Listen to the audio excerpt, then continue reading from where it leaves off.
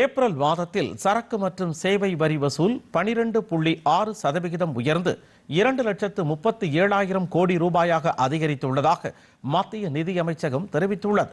இது தொடர்பாக மத்திய நிதியமைச்சகம் வெளியிட்டுள்ள அறிக்கையில், கடந்த ஏப்ரல் மாத ஜிஎஸ்டி வருவாய் 2,37,000 கோடி வசூல் செய்யப்பட்டிருப்பதாக தெரிவிக்கப்பட்டுள்ளது. இது கடந்த ஆண்டு ஏப்ரல் மாதத்தை விட 2,00,000 கோடி அதிகமாகும். சதவீத கணக்கில் 12.6% அதிகமாகும். கடந்த மார்ச் மாதம் ஜிஎஸ்டி வருவாய் 1,96,000 கோடி வசூல் செய்யப்பட்டது.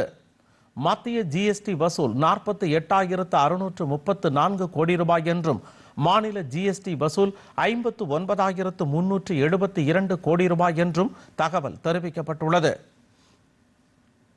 இதனிடையே ஏப்ரல் மாத ஜிஎஸ்டி வசூல் உயர்ந்துள்ளது கூட்டாட்சியின் செயல்திறனை காட்டுவதாக மத்திய நிதியமைச்சர் நிர்மலா சீதாராமன் தெரிவித்துள்ளார். இது தொடர்பாக சமூக வலைதளத்தில் பதிவிட்டுள்ள அவர், ஜிஎஸ்டி கட்டமைப்பில் பங்களிப்புகளும் நம்பிக்கையும் நாட்டின் முன்னேற்றத்திற்கு உந்து சக்தியாக இருக்கும். வரி செலுத்துவோருக்கு நன்றி என்று கூறியுள்ளார். அவர்களின் பங்களிப்புகள் ஒரு வளர்ச்சியடைந்த இந்தியாவை உருவாக்குவதற்கான பகிரப்பட்ட அர்ப்பணிப்பை பிரதிபலிப்பதாகவும் அவர் குறிப்பிட்டுள்ளார்.